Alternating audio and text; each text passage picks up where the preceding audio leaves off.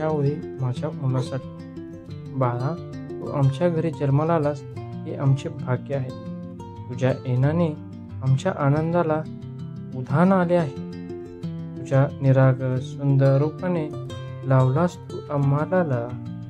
तू आमचा जीव की प्राण आहेस रे बाळा.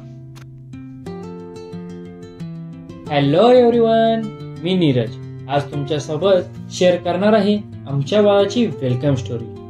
आम्ही खूप आतुरतेने ज्या क्षणाची प्रतीक्षा पाहिली होती, अखेर तो दिवस उजेडला आणि आम्हाला देवाच्या कृपेने पुत्ररत्न प्राप्त झाला. त्याबद्दल आम्ही देवाचे खूप खूप आभार मानतो. चला तर मग बाळाचे वेलकम कसे केले ते पाहू. डिस्चार्ज ज्या दिवशी झाला त्या दिवशी प्रोसेसला खूप वेळ लागत असल्यामुळे माझ्याकडे फारसा वेळ नव्हता. बाळाच्या आयुष्यातील पहिला प्रवास असल्यामुळे मला तो होईल तसा स्पेशल बनवायचा होता. सीझर झाल्यामुळे आम्हाला 4 दिवस हॉस्पिटलमध्ये थांबावे लागले. डिस्चार्ज दिवशी सायंकाळी अमावस्या लागत असल्यामुळे आम्हाला वेळेवर घरी पोहोचायचे होते. माझ्यासमोर कमी वेळात वेलकम प्रिपरेशन करणे हा मोठा टास्क होता. दुसऱ्या दिवशी बाळाची 5वी असल्यामुळे त्याचेही नियोजन करणे तितकेच महत्वाचे होते.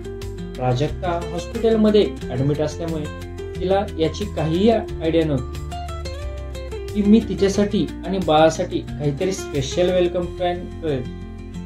डिस्चार्ज मिळवण्यापूर्वी तिचे आई वडील तिच्यासोबत होते, त्यामुळे मी थोडा वेळ काढून घरी आलो. घरी येताना सोबत थोडी फुले व फुगे घेऊन आलो. आल्यानंतर पटकन थोडेसे फुलाचे डेकोरेशन आणि तसंच फुगे फुगून थोडीशी सजावट केली. कोणत्याही स्त्रीसाठी तिचे आई होणे सोपे नसते, त्यामुळे मी प्राजक्ताचे त्रास कमी करू शकत नाही, पण तिचे वेलकम प्लॅन करून तिला थोडीशी खुशी देऊ शकतो. शेवटी डिस्चार्ज घेऊन आम्ही घरचा प्रवास सुरू केला. घरी आल्यानंतर प्राजक्ताच्या आईने तिचे औक्षण करून बाळाचे स्वागत केले. अशा प्रकारे बाळाचे वेलकम झाले. दुसऱ्या दिवशी बाळाची 5वी पूजन कसे केले हे जाणून घेण्यासाठी आमच्या सोबत कनेक्टेड राहा. लवकरच भेटूया पुढच्या व्हिडिओमध्ये. हे पहा आमच्या बाळाच्या वेलकमचे टिपलेले काही अविस्मरणीय क्षण. व्हिडिओ आवडला असेल तर लाईक करा, शेअर करा आणि सबस्क्राईब करा.